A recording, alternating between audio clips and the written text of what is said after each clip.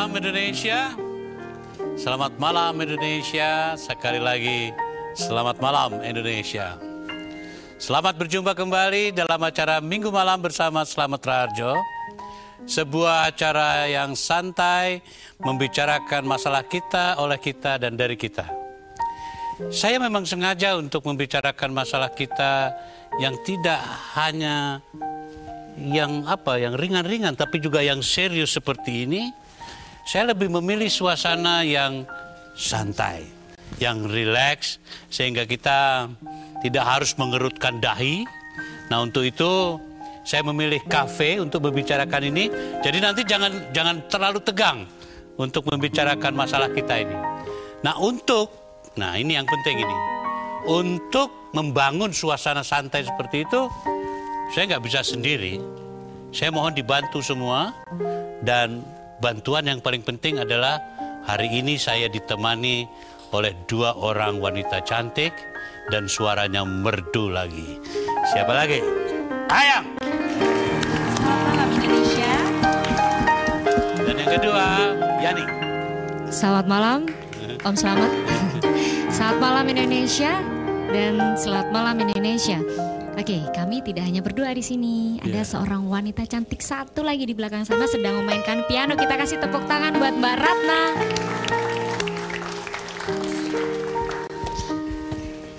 Indonesia, tanah air beta, pusaka abadi nan jaya. Indonesia sejak dulu kala tetap dipuja-puja bangsa. Di sana tempat lahir beta, dibuai, dibesarkan bunda, tempat berlindung di hari tua, sehingga akhir menutup mata.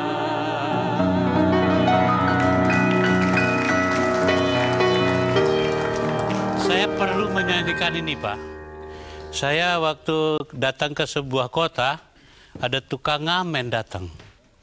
Wah, wah, wah, wah, wah. Shh, shh, shh, shh, shh. Ini aku kasih duit banyak, nyanyikan lagu ini. Separuh nggak bisa nerusin, Pak. Lagu ini pun sudah mulai tidak bisa dinyanyikan secara sempurna. Pertanyaan bagi saya, apa yang salah ini? Mengapa lagu pujaan ini pun sekarang sangat sulit dilafalkan? Tapi mudah-mudahan itu hanya oknum-oknum yang sedikit jumlahnya. Kita harapkan kita semua masih mampu menyanyikan lagu itu secara sempurna. Mengapa? Nah ini saya harus garis bawahi pula. Jika tidak ada cinta dalam hatimu, jangan harapkan bisa mengingat syair itu bait demi bait. Jadi saudara pemirsa di rumah, teman-teman yang ada di sini, saya hari ini diberi tugas yang cukup berat, tapi juga cukup menarik untuk kita bicarakan, yaitu mencintai Papua dengan hati.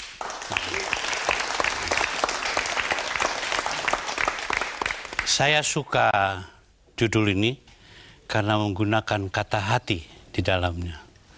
Untuk itu saya sadar saya cuma seniman biasa. Seniman biasanya dekat dengan dreamer, dengan seorang pemimpi. Maka untuk supaya jangan ngaco bicara tentang ini, saya ditemani dan terhormat sekali saya karena kedatangan tamu-tamu yang sangat kompeten untuk bicara ini. Untuk itu, marilah Anda saya bawa menemui Bapak Profesor Johermansyah Johan. Selamat malam, Mas. Selamat. Aduh. Lama nggak jumpa, Pak ya? Lama nggak jumpa, sehat-sehat, Mas ya? Iya. Ya. Di sini ditulis Bapak Direktur Jenderal Otda Kemendagri. Betul, Pak? Iya, Kementerian Dalam Negeri. Kementerian Dalam Negeri. Iya, Mas. Jadi pasti Bapak punya catatan-catatan yang menarik untuk diketahui banyak orang, Pak ya? Baik, insya Allah. Ya. Hari ini kita ingin benar-benar paham apa sebetulnya yang sedang terjadi, Pak. Baik, Mas. Bisa? Kita coba. Tepuk tangan buat Bapak. Lalu di sebelah kanan saya ada Bang Ferry Mursidan Baldan. Waduh. Selamat malam, Mas. Ini siapa yang nggak kenal Pak Ferry nih? Wah. Masa perlu saya perkenalkan nih? Mas Wendo lah ya. Pak Ferry di sini ditulis mantan Wakil Ketua Panitia Khusus RUU Otsus Papua. Betul, Pak? Betul. Jadi karena Bapak wakilnya di sini, Wakil Ketua, saya kira banyak hal yang perlu kami bisa dapat dari Bapak ya. Ya, mudah-mudahan. Seperti juga Pak Johan ya. Iya. Oke, selamat datang di Terima TVRI. kasih. Dan yang terakhir tamu saya ini adalah ya putra daerah yang terhormat Bapak Ustadz Fazlan Garamatan, tokoh masyarakat Papua. Cukup begitu aja, Pak, ditulisnya. Ya, alhamdulillah. Assalamualaikum warahmatullahi wabarakatuh. Waalaikumsalam warahmatullahi wabarakatuh.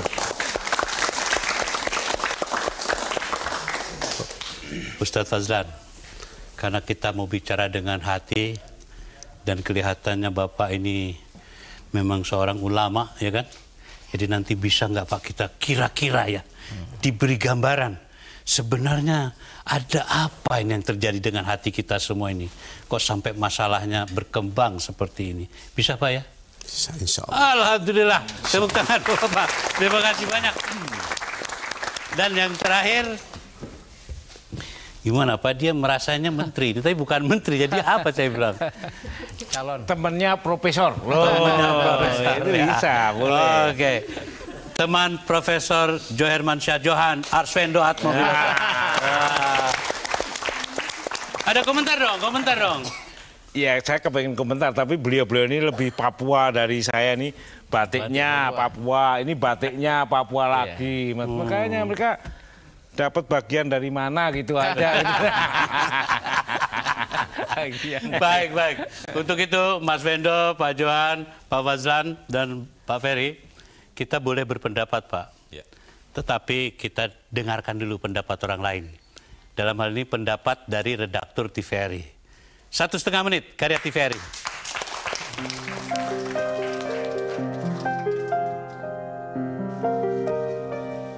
Jujur saja, banyak di antara kita ketika ditanya apa yang kita cintai dari Papua, maka jawabnya adalah sebuah bumi cendrawasih yang menyimpan kekayaan alam luar biasa. Tanahnya berisi bongkahan emas, minyak, dan tambang lainnya. Sedangkan hutannya sangat luas. Lautnya benar-benar sebuah aset ekonomi yang menguntungkan. Mohon maaf, sekali lagi mohon maaf. Kita sering melupakan cinta pertama kita kepada Papua, yakni mencintai manusia yang hidup di Papua dan Papua Barat. Mereka orang-orang berkulit hitam tapi berhati putih, berambut keriting tapi berpikir lurus. Adalah saudara-saudara kita yang secara turun-temurun menjaga bumi cendrawasih melalui kearifan lokal yang diajarkan nenek moyangnya. Hari-hari ini kita prihatin atas sejumlah peristiwa yang berujung tumpahnya darah, kemarahan, dan ketidakpuasan, serta menggugat kurangnya perhatian pemerintah terhadap Papua.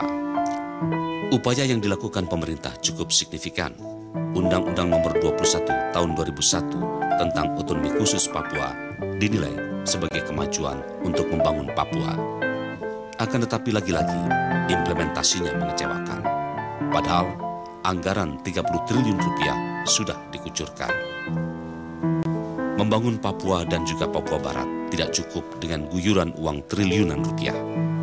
Membangun gedung dan infrastruktur yang ternyata masih membentangkan jurang sosial. Yang diperlukan adalah membangun kepercayaan masyarakat Papua, mencintainya dengan hati, dan yang terpenting adalah jangan ada dusta di antara pemerintah pusat dengan Papua. Wah, Jangan ada dusta di antara kita. Dan kata cinta di garis bawahi lagi. Saya nggak mau berkomentar, Pak. Saya pengen highlight saja dulu, Pak, dari Pak Jo Hermansyah. Ya, baik, terima kasih Mas Slamet. Bicara soal Papua dengan hati. Nah, itu sebetulnya pemerintah pusat sudah melaksanakannya dalam bentuk kebijakan, yaitu lahirnya Undang-Undang Otonomi Khusus bagi Papua, Undang-Undang Nomor 21 Tahun 2001. Kalau daerah-daerah lain di Indonesia hanya dikasih otonomi biasa, ODA saja. Tetapi bagi Papua, karena kita ingin memberi perhatian lebih kepada Papua, kita berilah dia otonomi khusus, yaitu kewenangan-kewenangan khusus yang sangat besar, sangat luas, dan sangat banyak bagi masyarakat Papua. Sehingga dengan demikian, pengelolaan otsus itu oleh pemerintah daerah di Papua diharapkan nanti akan bisa memberi kesejahteraan bagi rakyat Papua. Begitu, Pak ya? Itu mimpinya, cita-citanya diwujudkan dalam bentuk undang-undang otsus yang dibuat oleh Pak Ferry dan kawan-kawan di DPR. Oh baik, terima kasih banyak Bapak. Kita langsung ke Pak Fazlan dulu. Coba Pak, sedikit komentar ini bagaimana? Ada apa di sana? Mengapa semua bisa terjadi, Pak? Sedangkan sudah ada otsus ya. Assalamualaikum warahmatullahi wabarakatuh. Waalaikumsalam. Bicara mencintai Papua dengan hati, tidak hanya undang-undang, tidak hanya uang, tapi bagaimana menjadikan Papua atau Irian itu menjadi satu kesatuan yang menciptakan suasana damai, tentram di antara hati-hati baik yang ada di Papua atau Irian dan yang ada di Indonesia. Sehingga yang muncul adalah kepercayaan diri yang baik dalam membangun bangsa. Saya jadi, susah ini menengok ke Pak Ferry ini susah ini. Dengan hati ya Pak Fazlan, bahwa perlu uang itu, tetapi bukan yang utama. Undang-undang juga perlu, tapi bukan yang menentukan. Kira-kira gimana nih Pak ini? Waktu membuat itu Bapak fall in love enggak Pak gitu kira-kira? Oh iya. Oh gimana Pak? Ini kita buat dengan kecintaan kita pada Papua. Karenanya saya kira keliru ketika melihat undang-undang ini dari norma atau pasal-pasalnya semata. Itu kering tak berarti apa-apa. Tapi landasan berpikir dan apa yang suasana yang terbangun, apa yang kita ingin wujudkan dalam satu kesatuan kita rumuskan di sini. Jadi saya kira undang-undang otsus itu memang bukan sebuah jalan satu-satunya, tapi inilah sebuah pola, inilah sebuah patron yang bisa menghantarkan, yang bisa membawa kita melihat Papua dengan perasaan cinta dan melahirkan cinta bagi Papua. Oh begitu Pak ya. Karena tanpa kemudian kita melihat suasana yang berkembang dalam pembahasannya ketika itu, artinya ketika kita melihat Papua ini kan bukan tempat singgah kita. Papua bukan tempat semata-mata kesementaraan kita. Papua adalah bagian dari kita. Kalau saya boleh mengutip lagunya almarhum Frankie, teman saya, itu adalah mengibaratkan Papua seperti surga kecil yang jatuh ke bumi.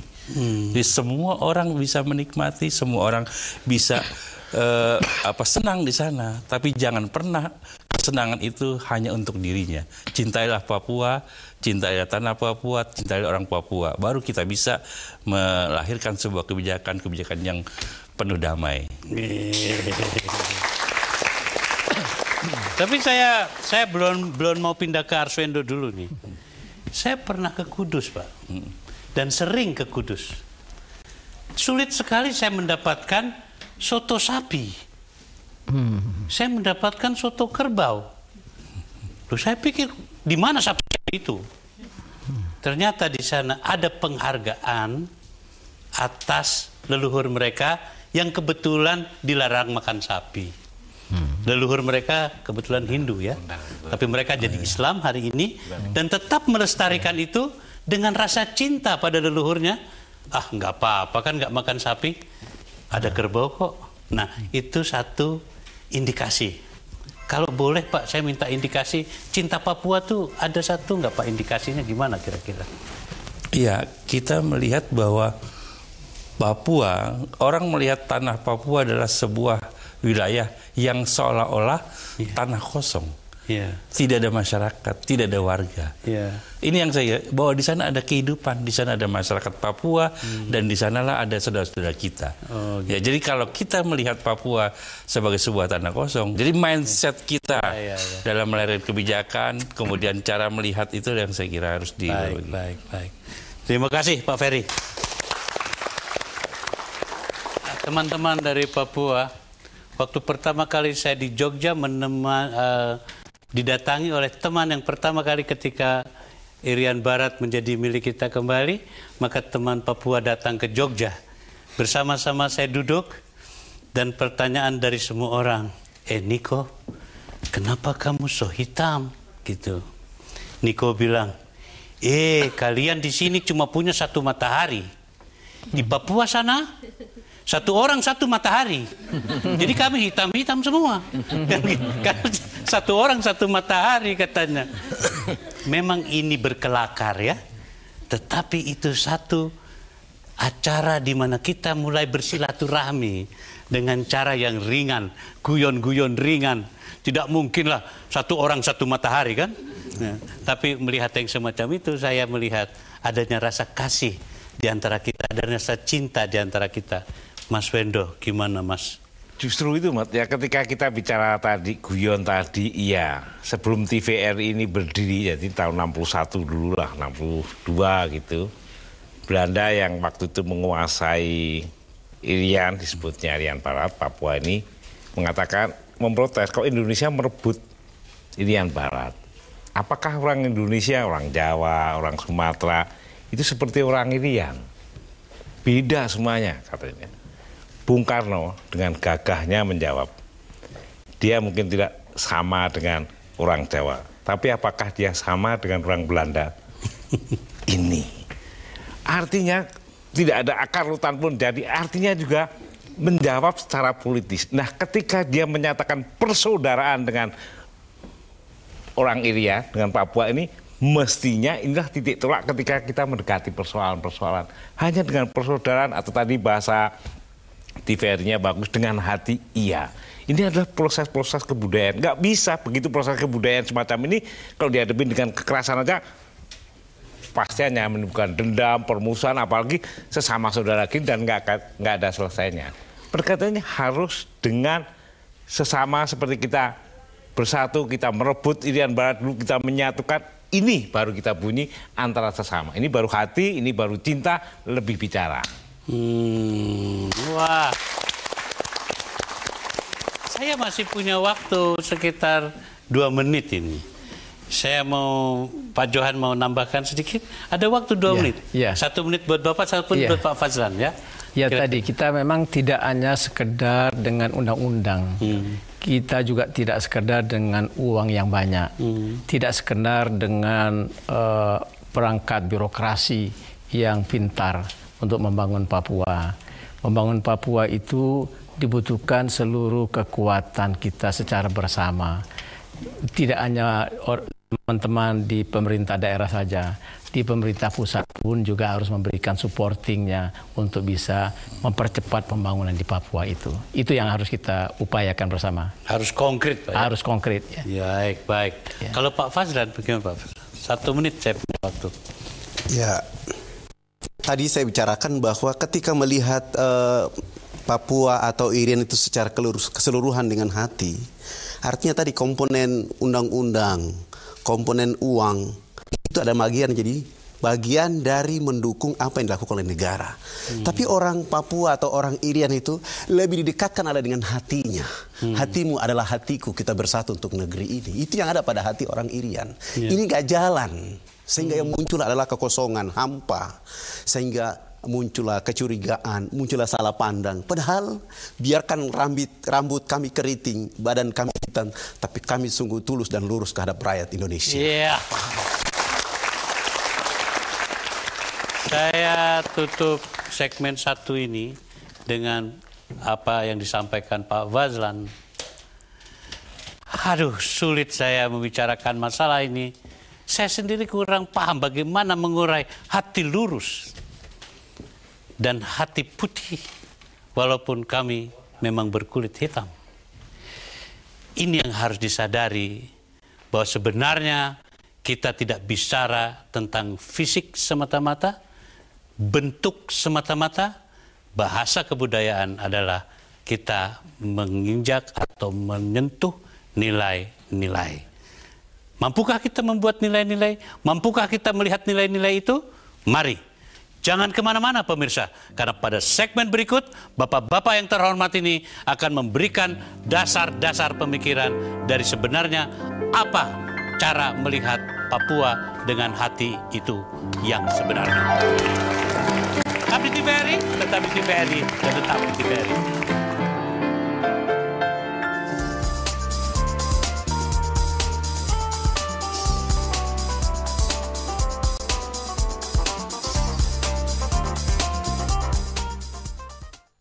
Tumor, kanker, gagal ginjal, dan diabetes adalah penyakit yang susah diobati.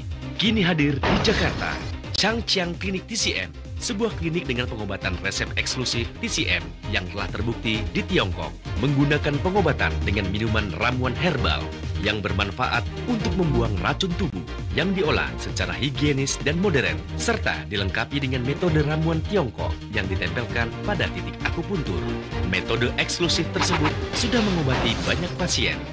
Saya sudah 2 tahun terkena kanker payudara. Saya sudah dioperasi, kanker saya tetap tumbuh. Setelah diberitahu oleh teman, saya berobat ke klinik Changjiang. Hanya dengan 3 kali pengobatan, saya sembuh. Kanker saya tidak tumbuh kembali. Sudah 3 tahun saya hidup menderita karena penyakit lemah ginjal. Setiap minggu saya harus 2 kali cuci darah. Tapi sekarang, setelah saya berobat ke klinik Changjiang, penyakit saya sudah sembuh dan saya sudah bisa melakukan aktivitas seperti biasa. Saya kena penyakit kencing manis selama 5 tahun. Setiap saat saya harus minum obat, tapi penyakit saya tidak bisa sembuh total. Lalu saya berobat ke klinik Changjiang TCM. Setelah menjalani 4 kali pengobatan, sekarang saya sudah sembuh. Hampir 1 tahun ini, penyakit kencing manis saya tidak pernah kambuh lagi. Setiap pasien yang datang berobat di Changjiang Klinik TCM dapat spesial diskon 30%. Changjiang Klinik TCM.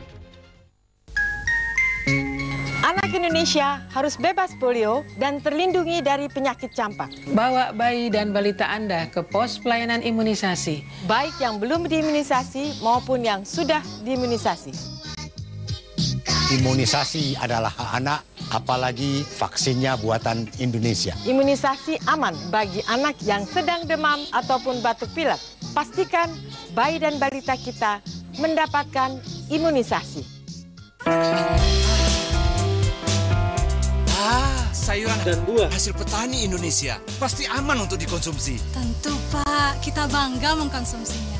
Flori Asri membuat lingkungan lestari, diawali dengan benih yang jelas dan sehat, membuat keberhasilan masyarakat sejahtera. Sukseskan Pekan Flori dan Flora Nasional tanggal 19 sampai 22 November 2011 di Pantai Matahari Terbit Sanur, Bali. Mari kita kembangkan bisnis hortikultura menuju masyarakat sejahtera. Jangan ngerokok dong. Emangnya nggak boleh? Nggak boleh. Masuk rokok nih Pak. Nggak apa-apa. Biarin saya aja Pak. Lo, enaknya sendiri. Sakitnya bagi-bagi. Emang lu nggak ngeliat tanda ini nih? Kalau bukan kita yang negur, siapa lagi? Kalau kagak sekarang, kapan lagi? Bebaskan rumah kita dari asap rokok.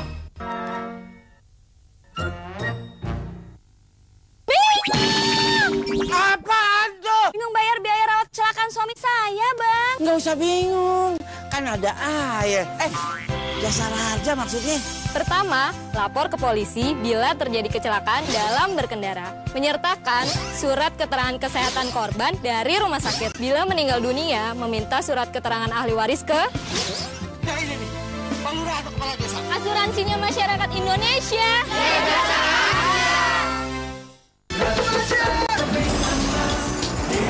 Bagi emas di kantor pos, menangkan hadiah emas setiap minggu sepanjang tahun dan grand prize 2 kg emas di akhir periode. Mau kebanyaran emas? Tabung di tabungan BTN taruh pos di kantor pos terdekat.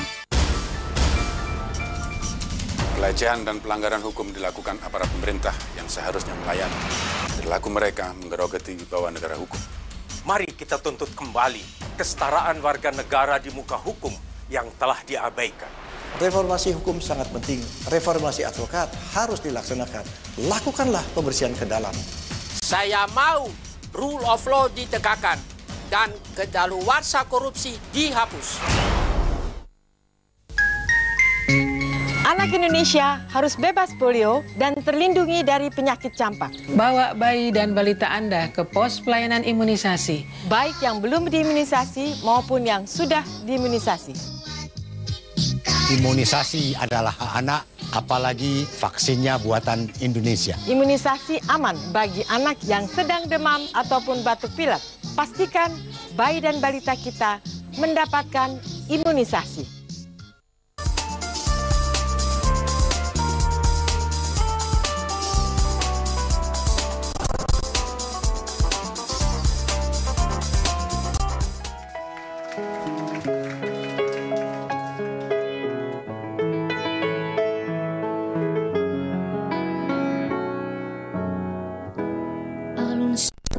Simponi kata hati disadari merasuk sukma kalbuku dalam hati ada satu manis lembut bisikanmu merdu lirih suaramu bagai pelita hidupku berkilauan bintang malam semilir angin pun sejuk seakan hidup mendatang dapat ku tempuh denganmu berpadunya dua insan simponi dan keindahan melahirkan kedamaian melahirkan kedamaian. Syair dan melodi kau bagai aroma penghapus pilu gelora di hati bak mentari kau sejukkan hatiku.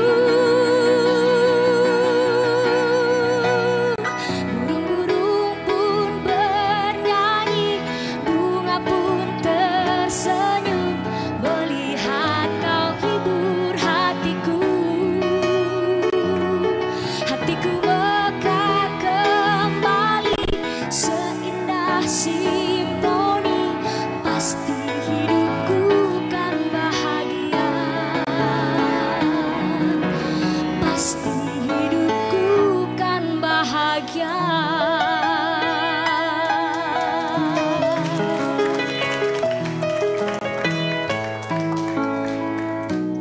Bahagia.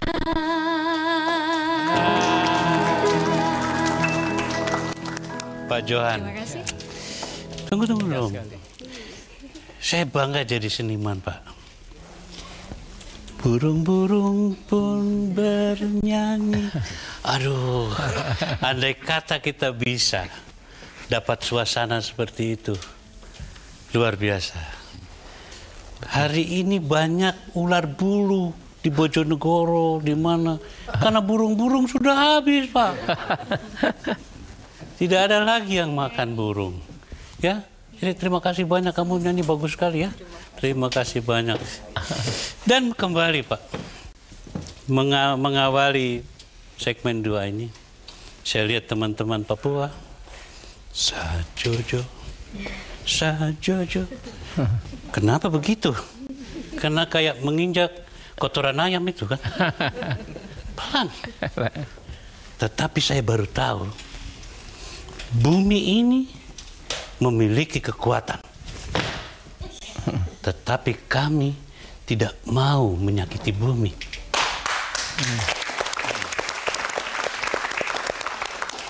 Bumi ini harus kita hormati. Energi di dalam, tapi hormat kita begitu rupa. Halus. Sajojo. Bukan sajojo. Bukan begitu, Pak. Luar biasa. Mungkin saya salah, tapi ini interpretasi saya. Begitulah kira-kira. Dengan hati, Pak. Mohon. Dengan hati, kira-kira siapa yang lebih dulu? Saya kira Pak Ferry ya. Silakan Pak. Ini waktu Anda 4 menit. Ya, ketika kita melihat Papua dengan problemanya, momentum reformasi ketika itu mengingatkan kita bahwa kita harus mereview, menata ulang dalam penanganan dan pengembangan masyarakat di daerah. Dan salah satu poin ketika pasca reformasi, pesan dari hasil sidang Majelis Permusyawaratan Rakyat ketika itu adalah tahun 99 untuk melakukan sebuah langkah awal dalam penanganan Papua sebagai sebuah wilayah di ujung timur Republik. Waktu itu pesan itu juga sampai untuk Aceh. Karena itulah kemudian dalam 2001, jadi udah 10 tahun nih, Mas Rahmat, sudah 10 tahun undang-undang otonomi khusus Papua. Tapi ketika dia ditempatkan sebagai sebuah pasal-pasal yang kering, tidak ada penjiwaan, tidak ada pengenalan, dan tidak ada pemahaman, apalagi tidak ada cinta, maka dia tidak punya arti apa-apa. Padahal isi dari undang-undang itu, by the law, ya, dia menempatkan subjek utamanya adalah orang asli Papua dan masyarakat Papua pada umumnya. Itu tegas ditegaskan. Jadi, dan ini bagian dari ekspresi pengakuan dan penghormatan orang asli Papua.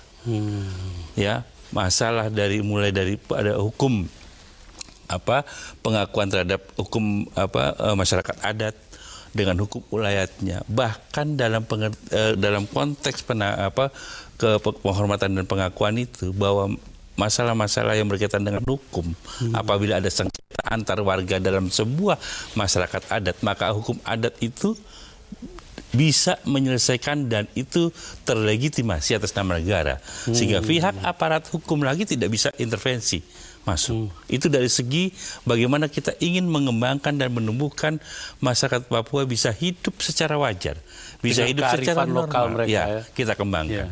Kemudian dalam konteks karena sudah hadir beberapa perusahaan-perusahaan asing, perusahaan besar, ya, dalam undang-undang ini juga ditegaskan, ya, ada pasal-pasal yang memungkinkan kita mereview isi perjanjian manakala dia, ya, tidak memberikan manfaat yang besar, ya, kepada masyarakat Papua. Nah, seberapa besarnya, apa indikator besarnya?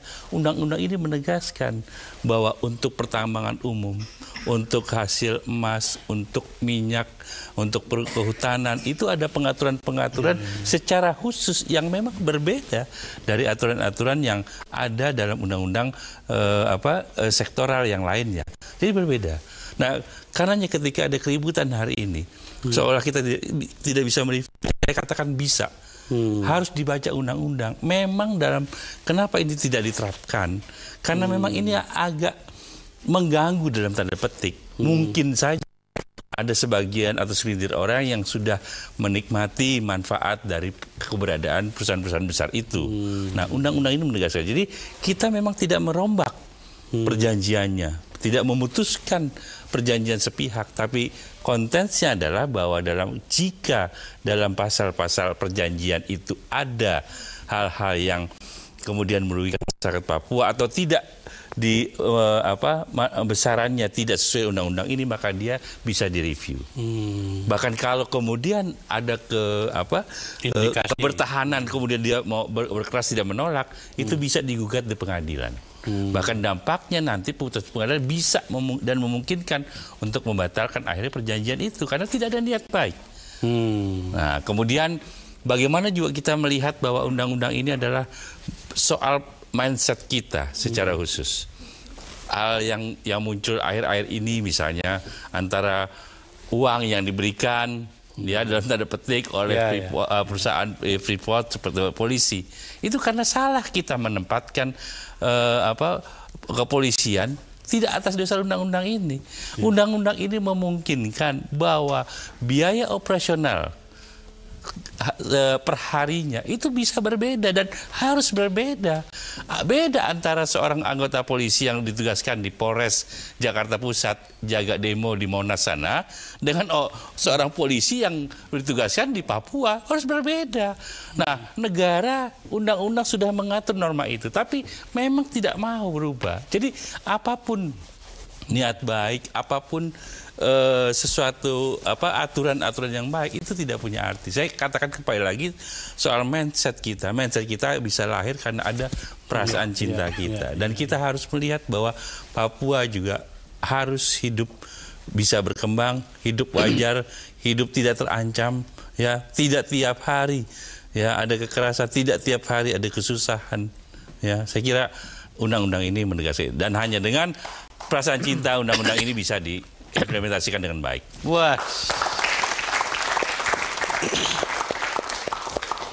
Jika jahiliyah kita bisa berantas, Pak.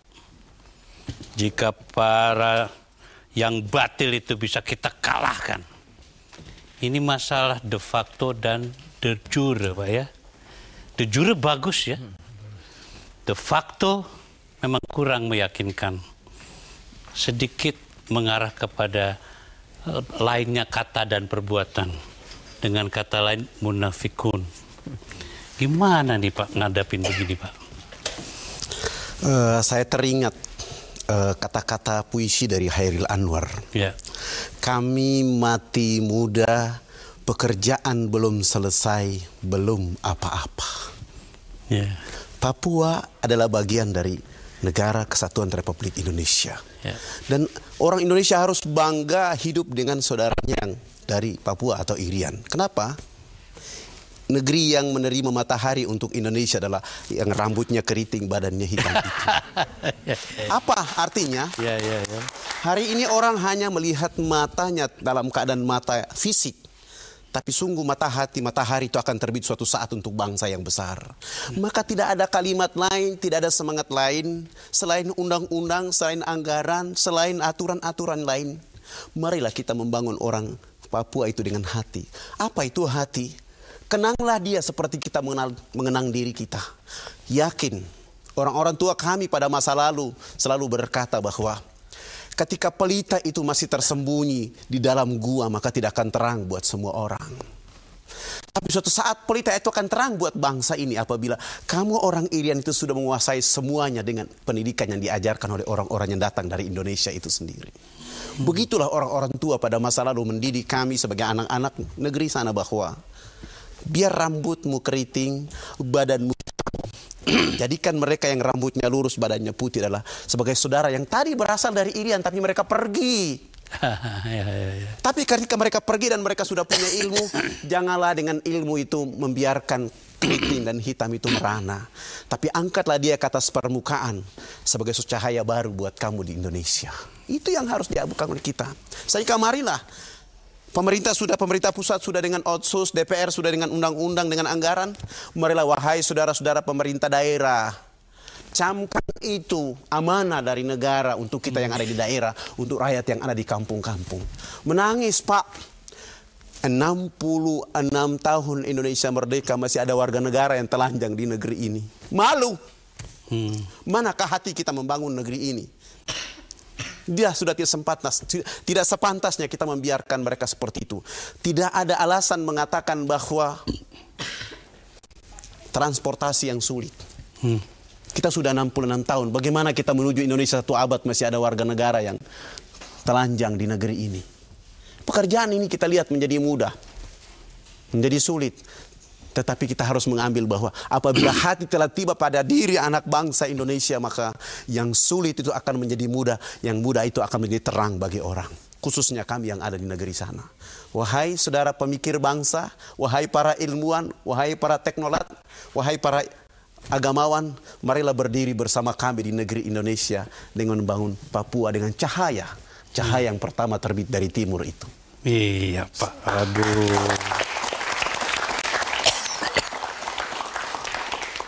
Langkah pertama, sebuah lagu harus dirubah syairnya Pak.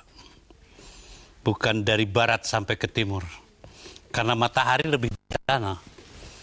Harusnya dari timur sampai ke barat. Dari timur sampai ke barat. Artinya itu. bukan lagu saja. Ya. Pembangunan mulailah dari timur dulu, Pak. Itu maksudnya, Pak. Jadi dengan demikian, jika memang diyakini bahwa kami yang ada di sini sebetulnya pergi dari sana, maka kalimat petuah dari Cina mengatakan begini, Pak. Jangan coba-coba tenggelamkan guru yang mengejar kamu berenang. Nah, itu tidak baik. Nah, ini guru-guru berenang kita tenggelamkan sendiri. Ini bagaimana caranya? Begitu, Pak. Tapi kita kembali pada pemerintah, Pak ya. Coba Bapak Johan bagaimana, Pak? Jadi memang tidak bolehlah tidak bermoral masa guru yang mengajar berenang kita tenggelamkan. Nah, itu jangan sampai, Pak. Nah, ini dalam konteks Papua, kita lihat fakta. Sudah 10 tahun ada kewenangannya besar, ada uang yang banyak, ada pemimpin-pemimpin yang dari orang Papua asli. Diberi amanah. Kemudian ternyata fakta menunjukkan tingkat kemiskinan Papua dengan menyesal kita menyatakan masih nomor 33, Pak. Di papan terendah dari 33 provinsi yang ada di Indonesia. Tingkat pendidikannya juga begitu juga rendah. Lalu Human Development Index, indeks pembangunan manusia di Papua juga terbawah di Indonesia. Di samping itu juga kita lihat korupsi merajalela di Papua itu. Dan tingkat kekerasan juga sangat tinggi dibanding dengan daerah-daerah lain di Indonesia kita. Dulu ada Aceh sekarang sudah damai, alhamdulillah. Nah, ini berarti ada something wrong, ada yang salah. Di mana? Kami melihat, memandang, salah satu adalah seperti yang digarisbawahi oleh Pak Ustadz tadi, bagaimana pengelolaan oleh pemerintah daerah itu semua keadaan itu tadi. Dialah yang menangani sehari-hari supaya pendidikan bisa lebih baik, dibuat program agar sekolah-sekolah dibangun, agar rumah sakit, puskesmas didirikan, diisi dengan tenaga-tenaga medis. Ini terukur nih. Pembangunan dengan hati itu kan abstrak. Harus kita konkretkan dengan teknokrasi namanya. Itu adalah kemampuan yang harus dipakai, kecakapan, kepiawaian, manajemen oleh para pengelolanya. Nah, ini ternyata menurut penilaian kita masih sangat minimal, sehingga nampaknya dibutuhkan penguatan-penguatan kemampuan itu, percepatan-percepatan dengan support pemerintah pusat, dengan dukungan juga masyarakat kita semua. Baru kita bisa katakan pembangunan Papua itu nyata dengan menggunakan hati. Tidak ada korupsi lagi di sana. Itu pembangunan dengan hati. Baiklah, saya akan menutup segmen ini karena tadi sudah dinyatakan kita habis waktu. Saya menutup dengan begini, ada seorang pimpinan dan orang yang kuat sekali kekuasaannya dan kekayaannya. Tiba-tiba dia sedang sakaratul maut. Dia panggil seluruh anaknya, ada 3 orang anak. Yang bungsu, kamu mau apa? Saya minta pulau, dikasih pulau, Pak. Kaya sekali dia dan berkuasa sekali. Anak kedua minta apa? Minta seluruh lautan, dikasih lautan Indonesia. Yang pertama nih diam saja. Kamu anak tersulung aku, mau minta apa? Sebentar aku mati. Diam saja. Kamu ngomong dong. Malu, kata dia gitu. Apa? Malu. Kamu minta yang lain lah. Yang itu aku nggak punya, katanya. Kalau kau minta malu, aku nggak punya. Lautan aku punya. daratan aku punya, malu aku. Nah itulah kira-kira gambaran yang luar biasa sama ini. Jadi malu adalah terdiri dari 4 huruf, tetapi maknanya sangat dalam. Berani malu itu hal yang sangat kita prihatinkan. Tetapi mudah-mudahan dengan mengetahui bahwa malam ini kita membicarakan rasa malu karena kita bicara dengan hati, maka kita harapkan melalui TVRI, kami rakyat mencoba menggunakan TVRI sebagai lembaga penyiaran publik untuk menyatakan perasaan kami. Untuk itu saudara, jangan kemana-mana. TVRI adalah teman Anda. Tetap di TVRI, tetap di TVRI, dan tetap di TVRI.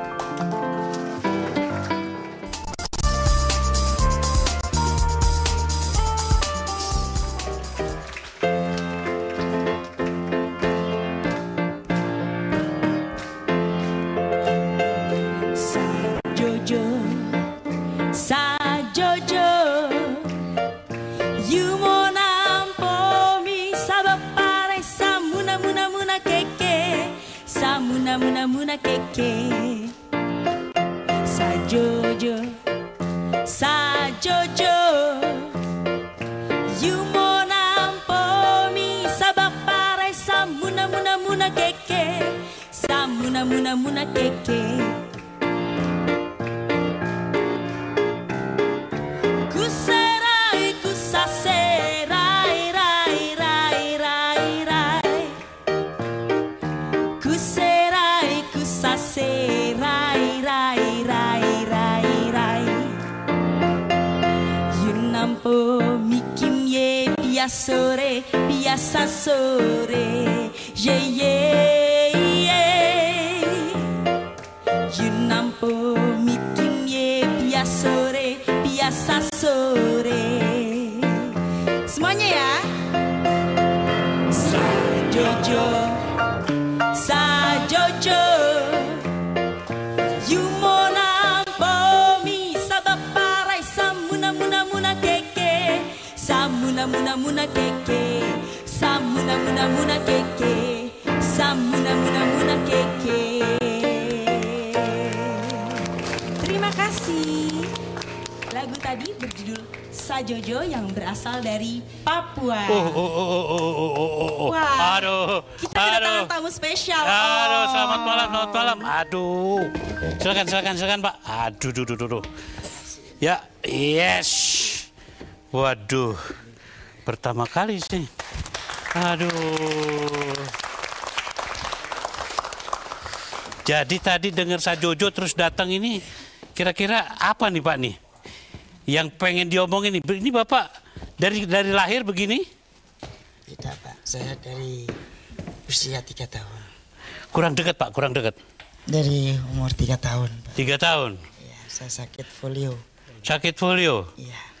Tapi apa terus ngapain aja nih kalau udah begini nih?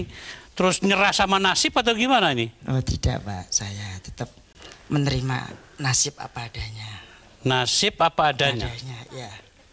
Kurang deket ya Pak? Iya Pak, jadi kita ini menerima nasib yang telah diberi oleh Allah Subhanahu Wa Taala apa adanya kita jalani. Jadi apa kira-kira yang dijalani Pak untuk membuat apa rasa syukur pada Allah tadi apa? Ya itu tadi dengan kita menerima apa adanya, nggak ada rasa malu dengan sesama walaupun kita kekurangan fisik seperti ini tetap kita berjuang untuk menghidupi terutama diri kita sendiri dan untuk anak istri saya juga. Oh punya anak? Alhamdulillah Ustaz.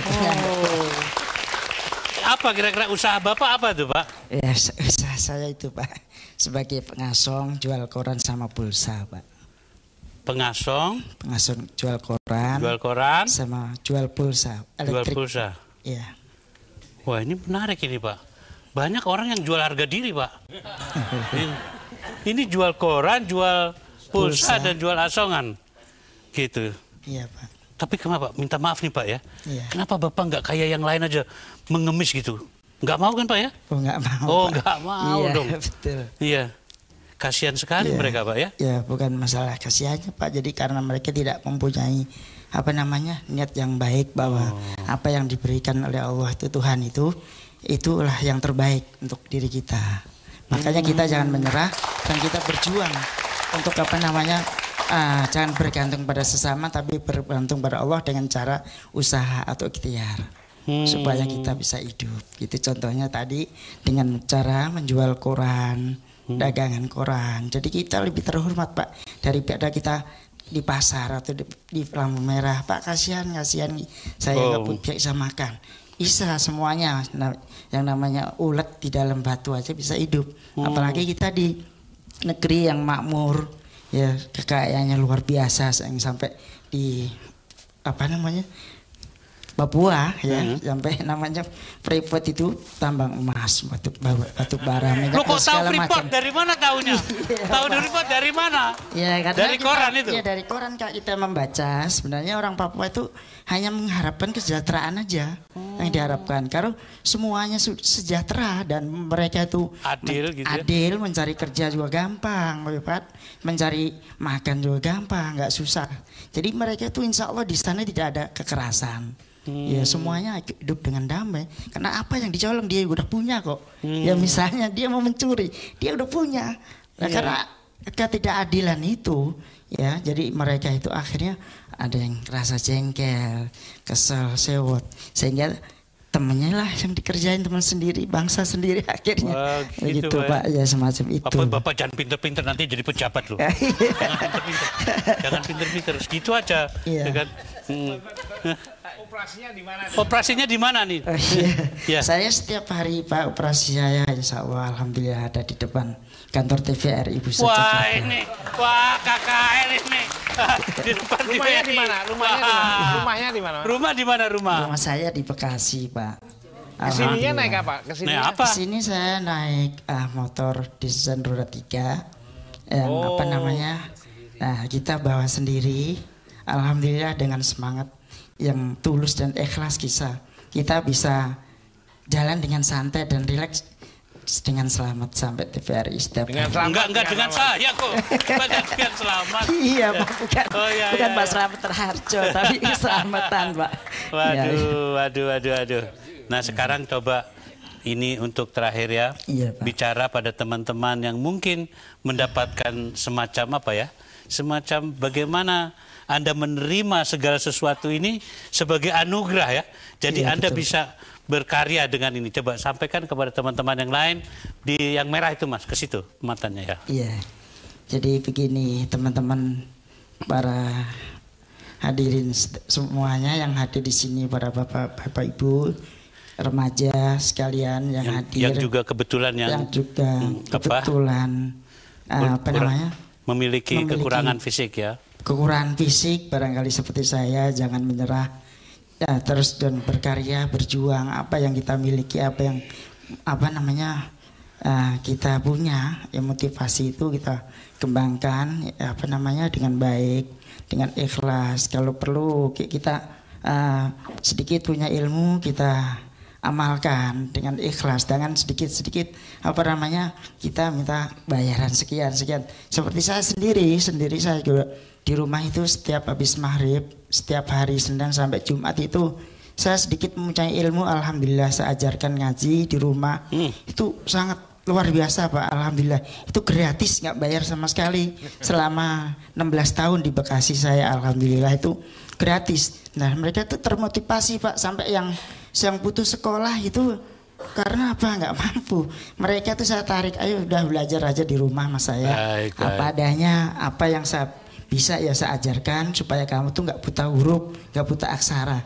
Dan itu yang terpenting membuat semangat anak-anak ngaji itu luar biasa. Nah setiap malam Jumat itu walaupun saya nggak punya uang Pak, alhamdulillah mereka saya bekali Bapak kaya kok Bapak. Ya yang kaya itu Allah Pak. Iya. Bapak kaya. Alhamdulillah Pak. Matur nuwun Pak ya. Tadi datang kemarin tuh gara-gara suara Sajojo tadi ya.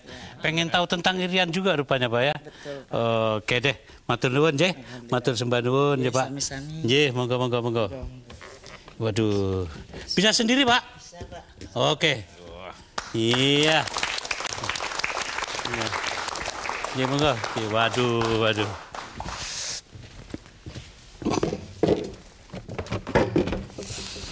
Pantang menyerah.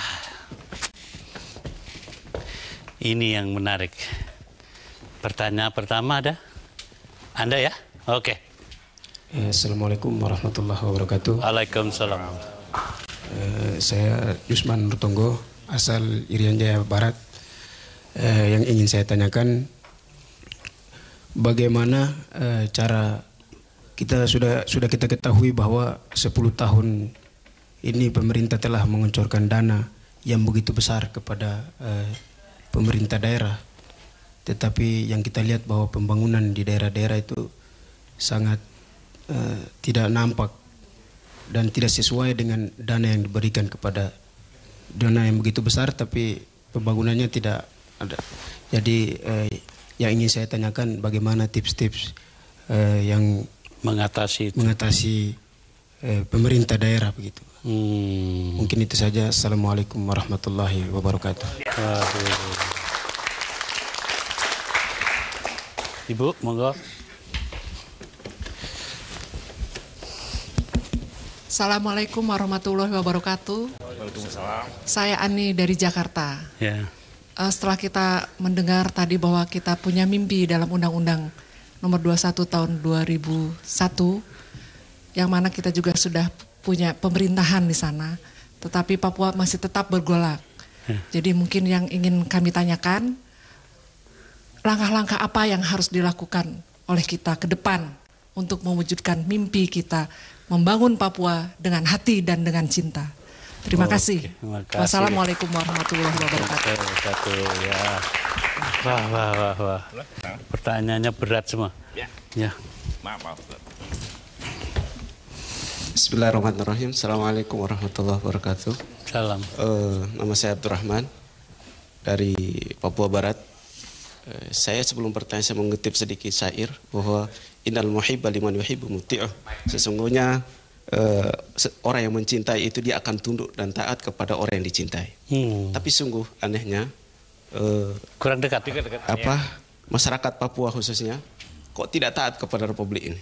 Ada apa sebenarnya? Dan apa upaya pemerintah pusat untuk perhatian Republik saat ini? Terima kasih. Waduh.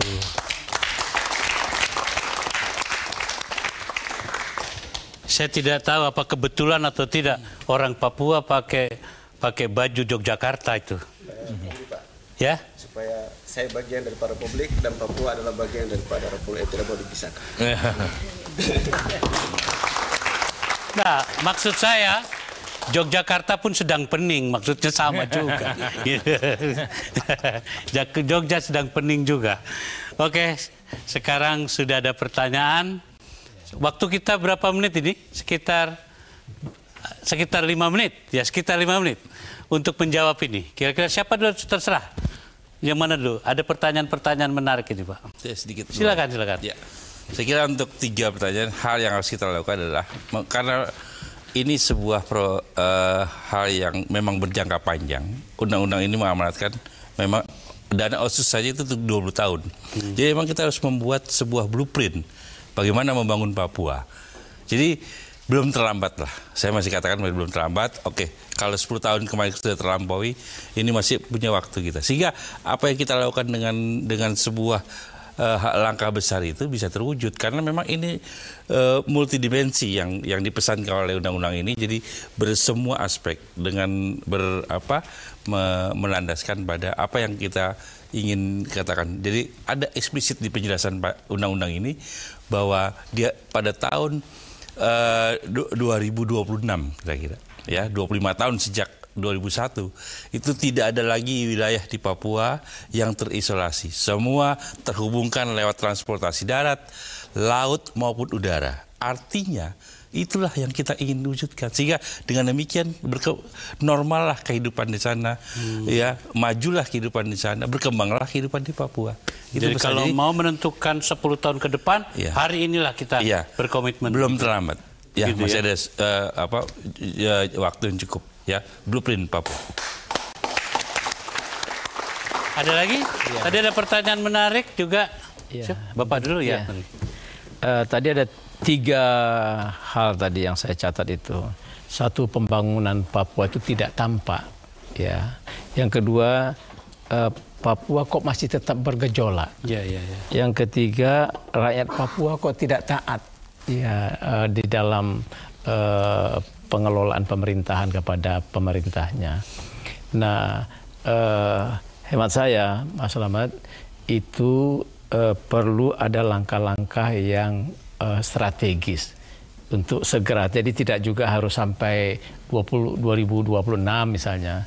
Perlu ada langkah-langkah strategis, misalnya langkah 5 tahunan kan. Setiap 5 tahun itu pemerintah daerah punya pemimpin baru. Nah, pemimpin-pemimpin baru di Papua mestinya merencanakan setiap 5 tahun itu untuk mengatasi ini masing-masing. Bagaimana dia bisa mengatasi supaya jangan bergejolak, diberi kesejahteraan, diberi keadilan, kemudian pendidikan, kesehatan, korupsi dihilangkan. Oleh karena itu salah satu resepnya, tipnya yang paling penting itu adalah diberi penguatan kapasitas pemerintah daerah di Papua itu. Sehingga dia mampu memanage pemerintahan dengan tata kelola pemerintahan yang baik. Membuat program-program seperti yang diinginkan rakyatnya. Rakyat ingin itulah yang diberikan oleh pemerintah daerahnya. Saya kira dengan itu mungkin kita bisa mencegah Papua tidak seperti yang sekarang lah. Papua yang punya, yang seperti mimpi-mimpi kita di Undang-Undang Otsus itu. Dengan kata lain, hati-hatilah memilih ketika pilkada, begitu ya? Persis sekali. Ya. Dengan kira-kira begitu ya? Pilihlah pemimpin yang bisa dipercaya. Jadi Anda juga salah. Pilihlah pemimpin yang benar, gitu. Kalau ada yang kasih 50.000, 100.000, jangan mau. Ya, kira-kira gitu. Kira-kira begitu yang pertama. Persis. Kalau dari Pak Fadlan bagaimana? Tadi Bang Ferry mengatakan kita tidak terlambat. Barangkali Pak Prof, konsep yang terbaik adalah kita menggunakan falsafah air hujan. Jatuh dari langit langsung turun. Artinya dana yang sudah turun 10 tahun dan sudah terjadi keadaan seperti ini, masih terjadi dari gejolak akibat ketidakpuasan, maka kita rubah dengan sistem air yang jatuh dari langit. Artinya kita kasih, kita mendampingi mereka. Kita tidak tahu bahwa apa uangnya dibuat itu bisa proyek fiktif. Betul. Uangnya besar, turun ternyata pembangunan tidak jalan. Sehingga apa yang terjadi? Menurut hemat saya sekian triliun itu bagi penduduk kecil itu sangat mudah untuk diselesaikan. Asal dikawal agar hati mereka yang tertutup terbuka untuk negeri ini. Sehingga rakyat ketika air itu turun sampai di tangan mereka, dia akan merasa damai, tenang, karena dia sudah kebeningan jiwanya dengan pembangunan secara langsung kepada mereka. Maka kita harus kawal itu, kawal. Maka kepada saudara-saudara kita yang masih berpikiran bertentangan, marilah kita panggil mereka dengan hati, kita rumuskan bahwa apa mau kalian, marilah bantu kami sama-sama untuk merumuskan yang terbaik buat negeri kalian. Itu yang harus kita lakukan. Jangan kita benci dengan sebuah kekerasan, tapi kita rubah kekerasan itu dengan sebuah hati yang baik. Yakin dan percaya, orang yang memiliki hati yang keras akan lunak dan dia akan berbahasa yang lebih baik kepada kita dalam hidup.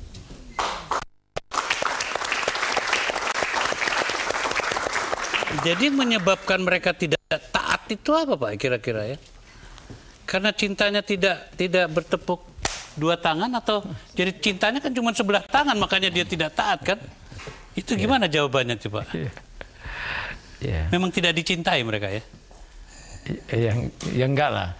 Jadi ada cinta memang. Lupa karena nafsu keserakahan, nafsu kekuasaan, mungkin itu. Betul. Jadi cinta tidak tulus lah mungkin begitu.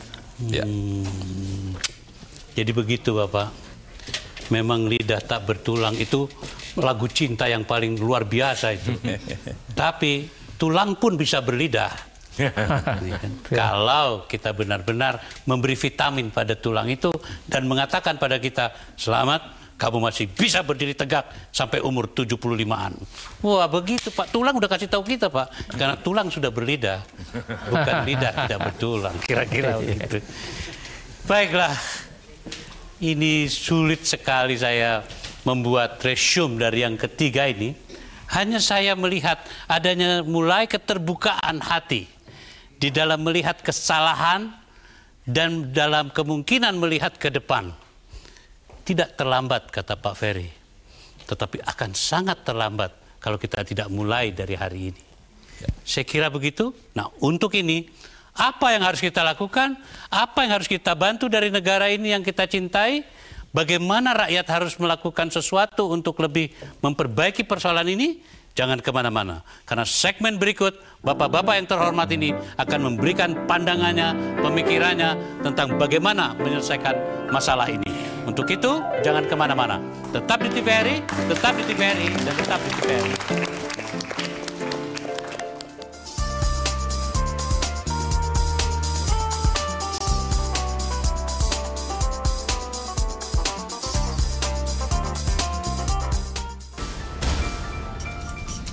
Pelecehan dan pelanggaran hukum dilakukan aparat pemerintah yang seharusnya melayani.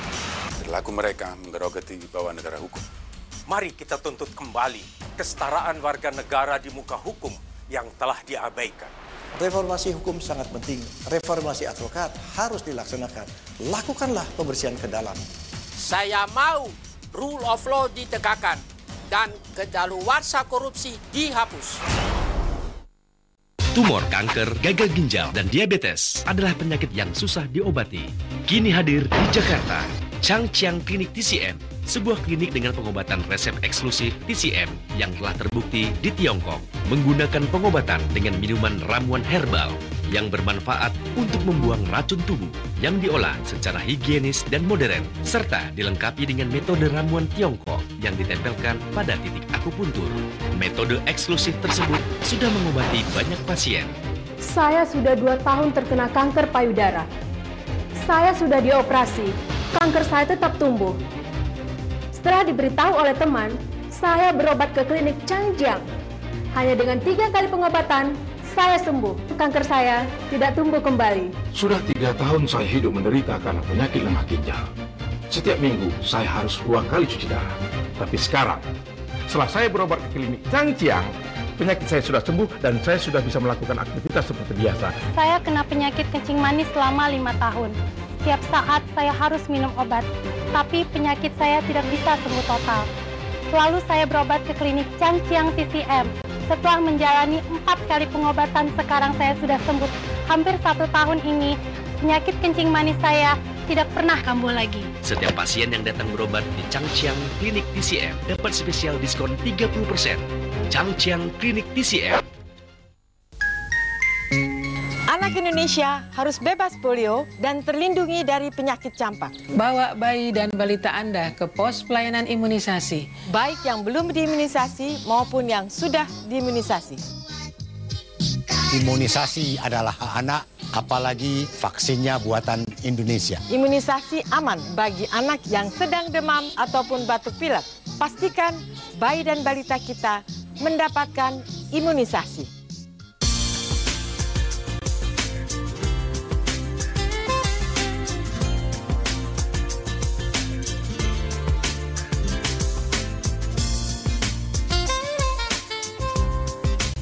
Mari kita berpikir dan berbuat lebih keras untuk menciptakan swasembada kebutuhan pokok rakyat.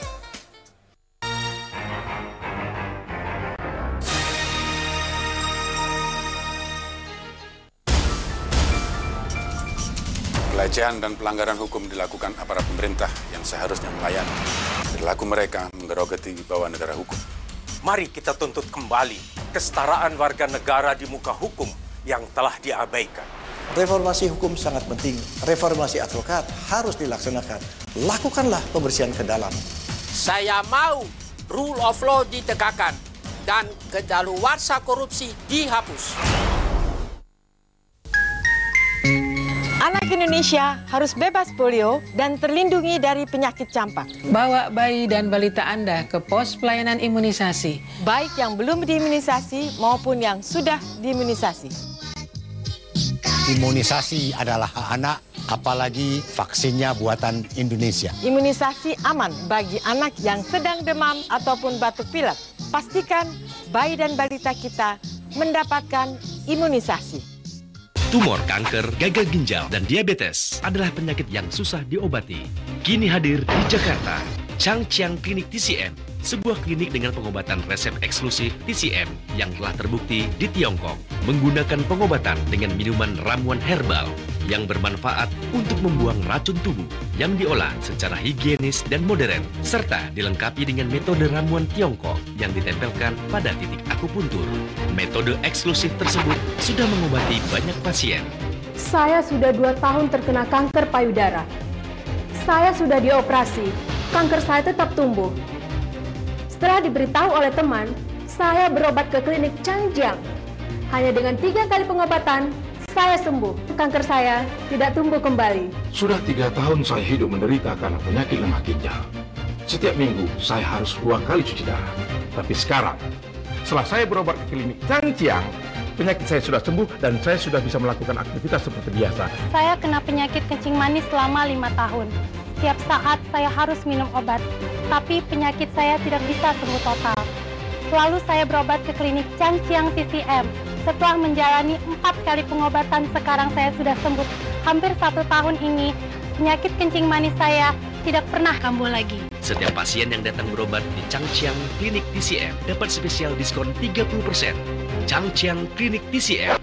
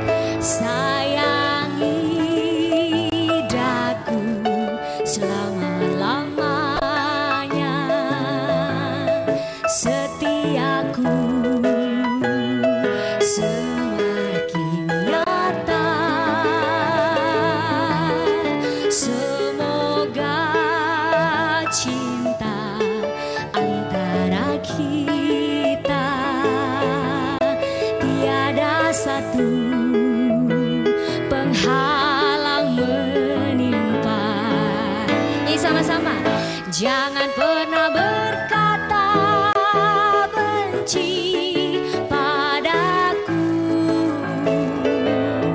Jangan pernah berkata kau akan tinggalkanku. Sekali lagi boleh? Jangan pernah berkata benci padaku. Jangan pernah berkata kau akan tinggalkanku. Terima kasih Bapak Ibu sudah ikut nyanyi. Ya, terima kasih Yani, terima kasih Mas Wendo. Kita akan tutup segmen ini, tapi saya mengingatkan bahwa judul dari bahasan kita ini adalah Mencintai Papua dengan Hati. Kira-kira kita ambil kesimpulan berdasarkan judul itu. Mas Wendo duluan deh. Ya, menyintai dengan hati lah, Mat. Kalau menyintai dengan uang, up. Dan dia repot lagi penghargaannya. Tapi saya mau mencoba melihat ini dari pendekatan budaya ya. Ini politik bisa, hukum bisa. Ini pendekatan budaya ini ciri-cirinya antara lain satu, dia mengedepankan dialog dibandingkan kekerasan. Nah, persyaratannya adalah dialog di sini dia dialog sama, yang dua pihak ini sama, bukan dialog yang satu bawa senjata, satunya dikejar-kejar. Nah, ini namanya interogasi, bukan dialog. Jadi kalau kita syarat komunikasi yang bisa sejajar itu posisinya memang sama. Dari sinilah yang diutarakan A, didengar B, bisa. Yang kedua, lah ini melakukan karya nyata di samping wacana-wacana. Karya nyata itu ya, kalau tadi sudah disinggung benar, apakah transportasi daratnya diperbaiki atau gedungnya atau sekolahnya atau rumah sakit, ya ini benar ada bukti konkret nyata sini dibandingkan dengan wacana-wacana ya nanti sekian triliun udah mengucur atau apa, nggak akan bunyi. Dan jalan budaya ini kan bukan satu-satunya klaim kebenaran, tapi dialah kebenaran-kebenaran yang sudah klaim itu berlaku nyata. Contohnya beginilah, kalau misalnya Freeport ini nggak benar nyuap polisi, ya di mana aja dia nggak benar. Artinya nggak usah kasus Papua ini, misalnya perusahaan yang lain nyuap di tempat wilayah Republik Indonesia ini, ya tetap dia salah. Masalahnya ini bisa dibikin jernih apa tidak. Kalau ini semuanya bisa dibuka dengan jernih, pikiran kita atau bahasa kita bisa fasih, komunikasi yang tadi saya andaikan tadi akan jalan. Tapi selama ini mungkin masih ditutup-tutupi karena kepentingan apapun juga, yang justru menurut saya malah akan memperparah ini. Begitu ada berita ini, tinggal dijawab aja, ya memang kita terima dan nanti tidak terima lagi, tinggal mengusut misalnya begitu. Atau itu tidak benar dan tidak pernah terjadi semacam itu. Hal satu, sama kalau beliau ini mimpin proyek itu tadi, oke, bantuan itu diberikan ke siapa? Diberikan kepada Bapak ini sendiri, dipotong 10%, misalnya ini Pak, misalnya. Oh 15% ya Pak? Enggak. 20 ya. Enggak, kalau banyak saya mau minta juga nih Pak. Atau kemana, ini kan auditnya atau pemeriksaannya bisa jelas. Bisa, karena bukan. Ini menjadi gawat karena sebenarnya rasa cinta itu tadi. Ada ke arah sana tapi mungkin ditutupin, persoalan yang sebenarnya ada ditutup-tutupin. Beliau mungkin tadi dengan pelita yang masih dalam kegelapan tadi, ini sebetulnya siapa yang bikin pelita ditaruh di tempat gelap ini siapa? Kenapa ditaruh di tempat gelap, kan pertanyaannya ini. Dan ini berlaku juga sebetulnya di tempat-tempat lain. Nah, kecuali kemudian kita ya melupakan itu enggak. 63 apa segitu, saya masih generasi yang merasakan itu. Kepengen bersatu, ini pengorbanan menyerang Belanda di sana. Beliau-beliau ini lebih tua dari saya, maksudnya gitu Pak. Maksudnya saya lebih memahami, bukan lebih tua, lebih memahami persoalan-persoalan. Nah, inilah sebetulnya tata nilai yang bisa dikomunikasikan. Kalau menurut saya itu jalan. Oke, setelah bicara budaya, saya kira nanti pemerintah gongnya Pak ya. Iya. Bapak belakangan deh Pak. Gitu. Dari Bapak berdua mana dulu? Oke. Iya, saya kira melihat perjalanan kita, saya kira tidak harus kemudian merasa